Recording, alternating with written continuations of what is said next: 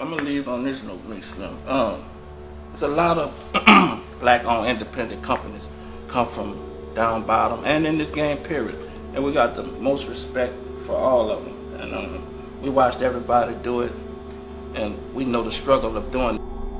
And nothing come easy. It's a game where you play with dolphins, but you swim with sharks, and we accept whatever comes with it. But when it comes to be black-owned and independent, we by far is the biggest black-owned company ever in music history. No company ever accomplished more than us, sold more than us, had a longer run than us, and generated billions of dollars like we have in the music business. And I say cash money never dies and always multiply, for sure.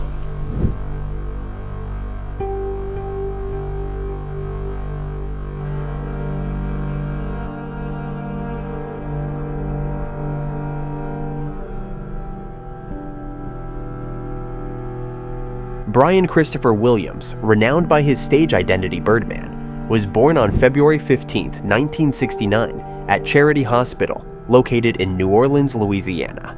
His parents were Johnny Williams and Gladys Brooks. Interestingly, it was Johnny who refrained from signing the birth certificate, leading Brian to initially adopt his mother's surname for almost a month. Subsequent to his birth, he lacked an official first name and was simply recognized as Baby, a moniker he still carries to this present day. During his early years, Baby and his family resided above a bar owned by his father, Johnny Williams, an ex-military man and owner of multiple businesses, including a laundromat in New Orleans. Johnny's bar, Gladys, became a popular hangout for hustlers, drug dealers, pimps, prostitutes, and businessmen. The family lived in a small apartment above the bar. However, Brian Williams' childhood took a tragic turn when his mother Gladys became ill and died in 1975 when Brian was 5 years old. Following this devastating loss, Birdman and his siblings Kim, Ronald, and their nephew Ray were taken under the care of their uncle.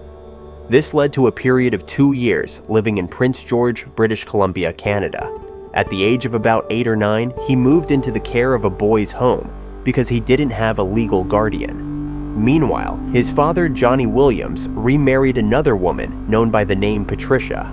The turning point arrived when Baby's father, Johnny, discovered that his children were placed in foster care.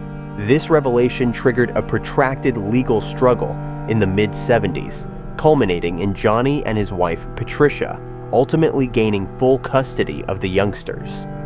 I lost my mama first. I lost her at 2 years old. I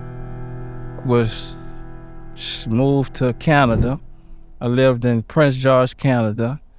And when I came back, I was in a boys' home. Then I got adopted by my father. Consequently, Brian's name was changed from Brian Christopher Brooks to Brian Christopher Williams, marking a new chapter in their lives. Baby and his siblings transitioned to residing with Johnny and Patricia, establishing their home in the Magnolia Projects, situated in Central City, New Orleans. It was during this period that Brian fostered a deep companionship with his stepbrother, Eldrick Wise.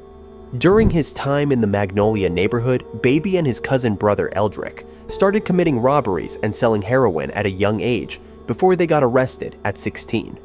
2 years later, at the age of 18, both encountered legal trouble once more. This time due to drug possession, resulting in a 3-year sentence at Elaine Hunt Correctional Center.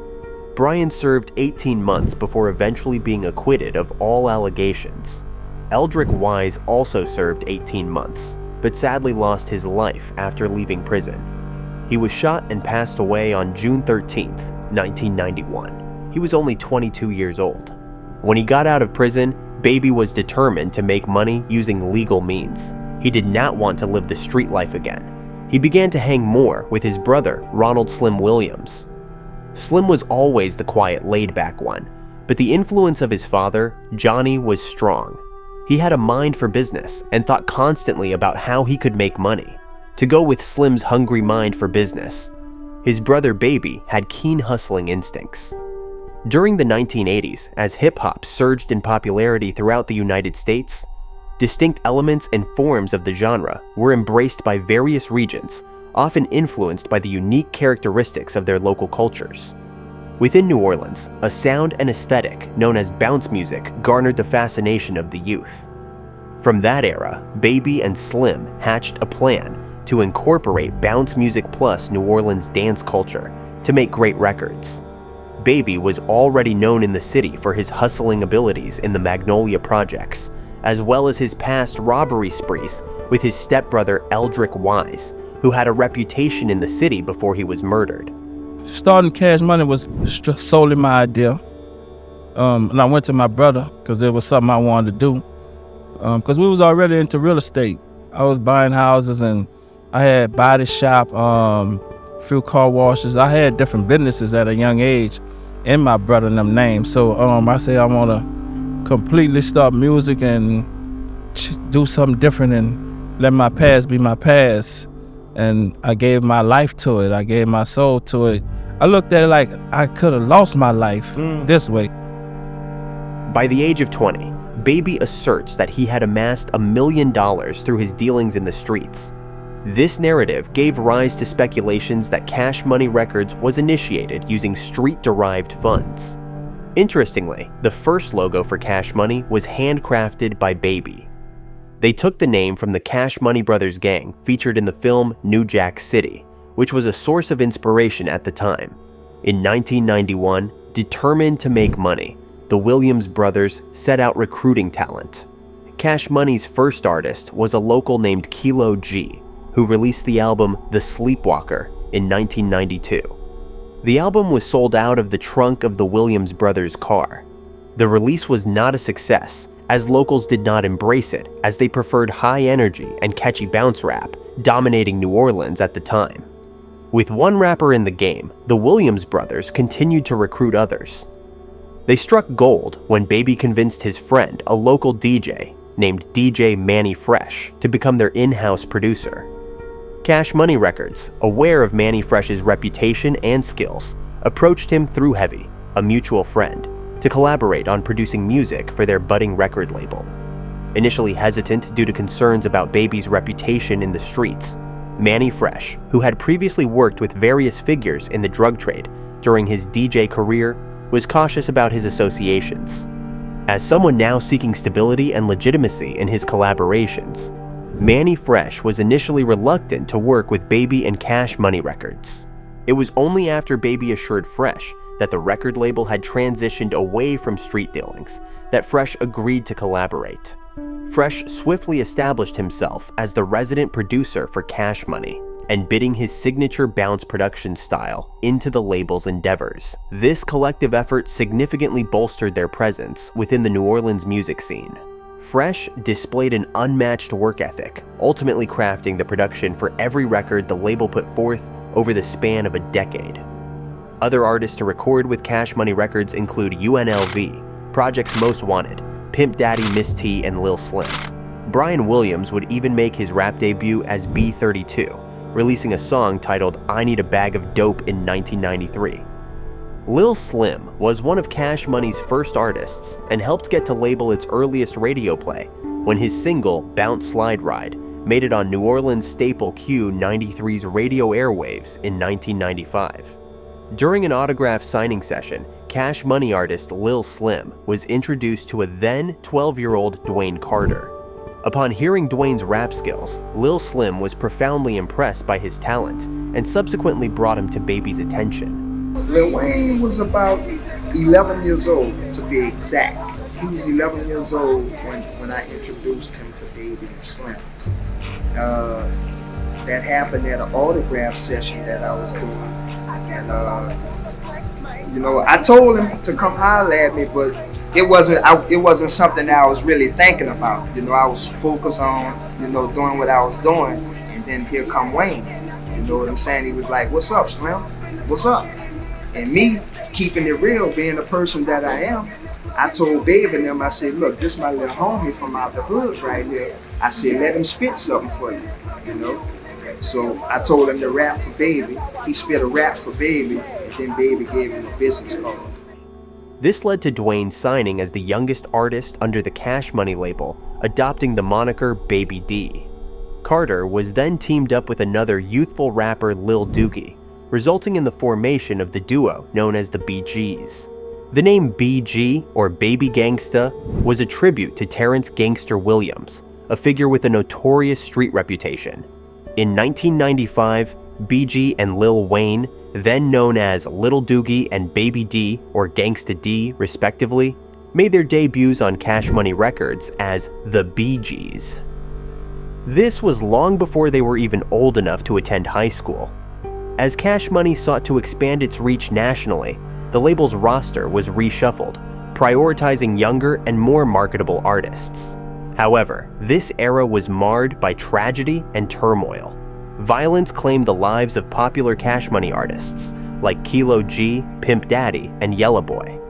Mr. Ivan and Lil Slim left the label under contentious circumstances, and UNLV's momentum was abruptly halted following Yella Boy's passing, leading them to depart as well. It was a setback for the label, but it didn't halt its momentum. In 1997, Baby D and Lil Doogie reinvented themselves as Lil Wayne and BG, respectively. That same year, Cash Money signed two more rising stars, Turk and Juvenile. The four young talents came together to form a group called the Hot Boys, a name inspired by a street crew from the Magnolia Projects, with which Terrence Gangster Williams was affiliated. However, the group originally had a fifth member, Birdman's nephew, Lil Derek, also known as Bulletproof. Unfortunately, Lil Derek left the soon-to-be world-famous crew before they released any projects, missing out on being part of big albums like 1999's Guerrilla Warfare. Cash Money Records underwent a significant transformation as the Hot Boys, consisting of Juvenile, Lil Wayne, BG, and Turk, along with the Big Timers, comprised of Manny Fresh and Baby, also known as Birdman. These became the label's central figures. This new lineup helped Cash Money secure a groundbreaking deal with Universal Records.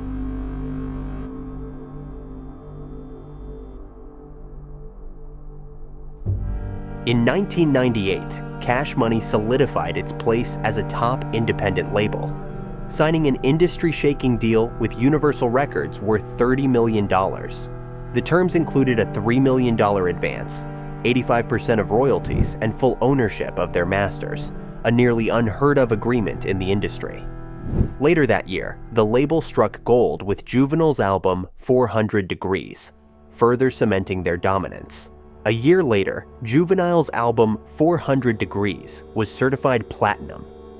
As 1999 progressed, BG's album Chopper City in the Ghetto was released in April and quickly achieved platinum status. This album delivered BG's most significant hit to date, Bling Bling, featuring contributions from the Hot Boys and the Big Timers. The unforgettable hook provided by Lil Wayne sparked a cultural phenomenon, with the term bling becoming so ingrained in mainstream culture that it eventually earned a spot in the Merriam-Webster dictionary. As the year 2000 drew to a close, the first signs of fractures within the Cash Money empire began to emerge. Behind closed doors, conflicts over finances started to come to light, hinting at deeper issues within the label. Juvenile was the first to notice discrepancies in his compensation, leading him to leave Cash Money Records.